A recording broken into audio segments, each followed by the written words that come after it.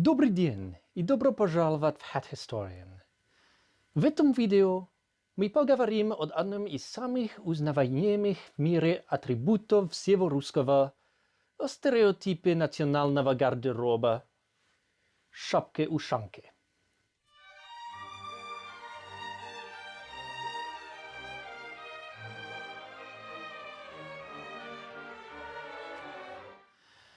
Un chapeau très pratique pour se protéger du froid, qui vous gardera la tête chaude tout au long d'un hiver sibérien. L'Ushanka est devenu un symbole de la Russie, qui marque tout porteur dans un film ou dessin animé comme russe ou soviétique.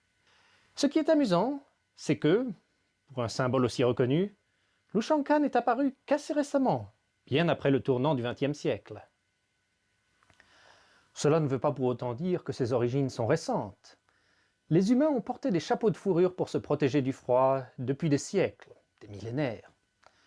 Ötzi, un homme des cavernes préservé dans la glace depuis plus de 5000 ans, a été retrouvé avec un tel chapeau. Relativement plus récemment, les origines de l'Ushanka se retrouvent dans l'invasion mongole des territoires qui forment actuellement la Russie au XIIIe siècle. Ces rudes guerriers nomades portaient la malakhai, un chapeau de fourrure pointu avec un large rebord qui pouvait être abaissé pour protéger le cou et les côtés du visage des vents froids des steppes, ou relevé lors des périodes plus douces pour éviter de surchauffer. Ceci était important pour ce peuple nomade qui rencontrait beaucoup de climats différents.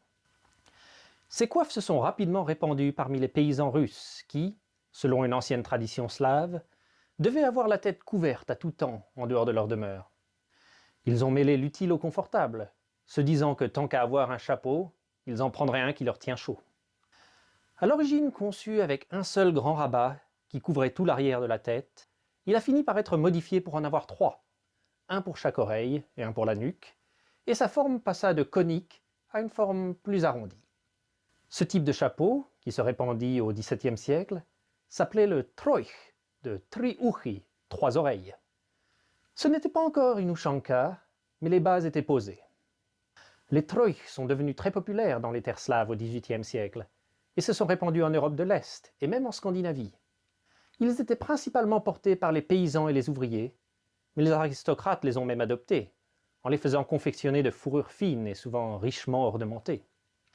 D'autres pays avaient eux aussi leur forme de chapeau de fourrure, mais aucun n'a été si populaire ou répandu que la version russe.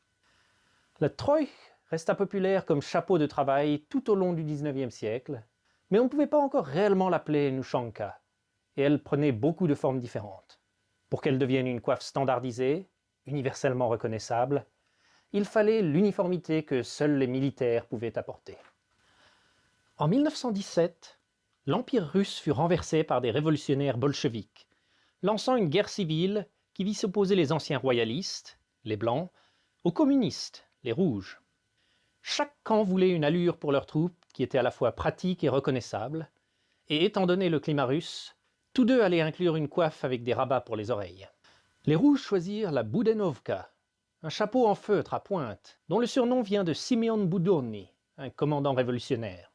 Elle était populaire avec les troupes, et si on avait à dépeindre un stéréotype du russe dans les années 20, il porterait sûrement une Budenovka. Mais ce chapeau se montra peu pratique, sa construction en feutre étant trop fine pour protéger adéquatement du froid, et sa forme pointue étant impossible à combiner avec un casque. Les Blancs, de leur côté, menés par Alexandre Kolchak, adoptèrent une coiffe en forme de dôme, avec des petits rabats de fourrure pour les oreilles, qu'ils surnommèrent la Kolchakova. Il ressemblait vaguement à ceci.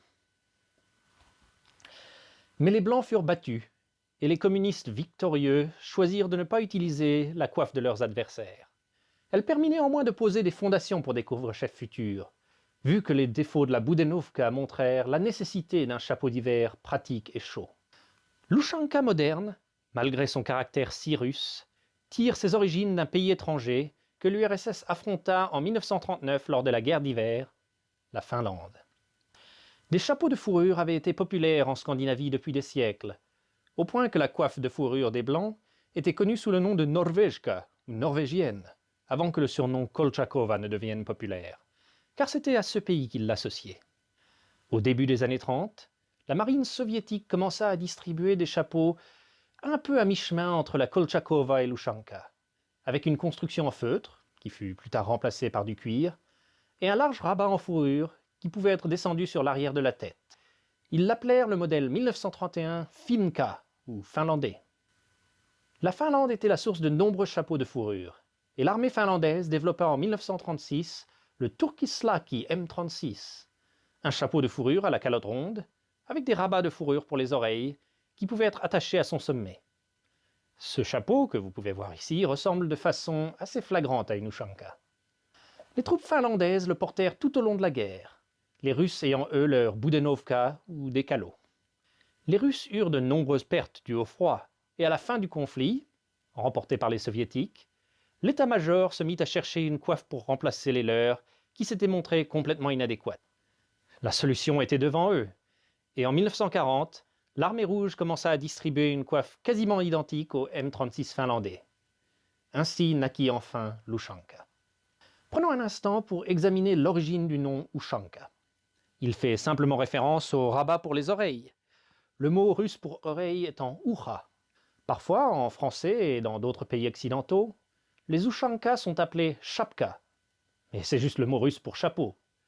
Donc ce terme, bien qu'il soit techniquement correct, manque donc assez de précision. L'Ushanka, si l'on veut, est donc un chapeau à oreillettes, la shapka Ushanka. L'Ushanka de 1940, avec sa forme cylindrique, sa couronne plate, ses longs rabats à oreilles attachés au sommet avec des lacets, et son plastron avant sur lequel pouvait être attaché un insigne, est en gros celle qui a perduré jusqu'à nos jours. Les soviétiques y fixaient généralement une grande étoile rouge, mais sur le front russe de la Deuxième Guerre mondiale, avec des conditions parmi les plus extrêmes jamais connues pour des soldats, les troupes allemandes récupéraient parfois les Ushankas des morts ou des prisonniers, car ils les considéraient bien supérieurs à ce qu'ils avaient. Ils y ajoutaient simplement des insignes allemands. Les officiers avaient généralement des Ushankas de haute qualité, en fourrure de lapin ou d'autres animaux, tandis que les troupes se contentaient d'une fourrure artificielle en grosse laine, qu'ils surnommaient avec un certain humour de la fourrure de poisson, la ribuimir. Comme cela arrive souvent, sa présence si vaste la fit au fil du temps adoptée par les civils, qui virent ce chapeau chaume et élégant et en voulurent également. Les élites soviétiques qui pouvaient se le permettre en avaient en vison ou en laine d'astrakhan, et elles étaient portées par tous, du premier secrétaire du parti aux ouvriers d'usine. L'Union soviétique répandit son style militaire de par les pays communistes, particulièrement ceux du pacte de Varsovie, et les militaires ou policiers de ces pays adoptèrent souvent l'Ushanka dans leur uniforme d'hiver, par exemple en Chine, où elle est parfois appelée le chapeau Lei Feng, d'après un soldat et héros de la propagande qui en est représenté souvent coiffé, ou en Pologne ou en Tchécoslovaquie. Beaucoup de ces pays l'utilisent encore. Tous les anciens pays de l'URSS ont encore des Ushanka parmi leurs uniformes, même ceux dont les relations avec la Russie sont plutôt tendues, comme l'Ukraine ou l'Estonie, car c'est une coiffe trop pratique. Ce côté pratique l'a aussi répandu dans des pays qui n'ont jamais fait partie de la sphère communiste, mais ont aussi des climats froids, comme on peut le voir sur des agents de police new-yorkais, des postiers américains ou sur beaucoup de Canadiens.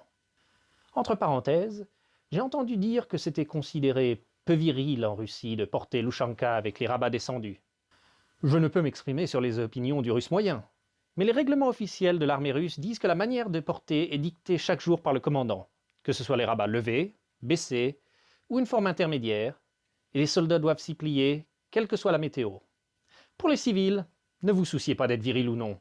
S'il fait froid, portez-les baissés, vous serez plus confortable. L'Ushanka est encore très présente, faisant partie de la tenue d'hiver de l'armée russe, malgré certaines rumeurs il y a quelques années qu'elle allait être supprimée. En réalité, l'armée russe l'a simplement modernisée, avec de la fourrure artificielle de meilleure qualité, des attaches velcro, des trous pour les casques audio et une nouvelle désignation officielle. L'Ushanka n'est allée nulle part. De la même façon, elle est très présente dans les forces armées d'autres pays, y compris l'origine de son inspiration, la Finlande. Elle est aussi portée par des civils, quoique l'on m'ait dit qu'en Russie, comme beaucoup de ces chapeaux qui sont devenus des stéréotypes de leur pays, elle est vue comme un peu vieux jeu. Cela n'empêche pas d'en trouver dans tous les magasins de souvenirs du pays, dans toutes les couleurs imaginables, parfois avec une étoile soviétique sur le devant pour cette touche de chic rétro-communiste. Considéré ringard par les Russes ou non, l'Ushanka est certainement l'un des plus grands succès du pays, utilisé dans le monde entier, tout en restant si typiquement russe. D'ailleurs, moi-même, je porte la mienne quand il fait bien froid. Encore une fois, j'espère que vous avez trouvé cette vidéo intéressante et que vous reviendrez bientôt pour une autre histoire de chapeau. Jusque-là, Chapeau à vous tous.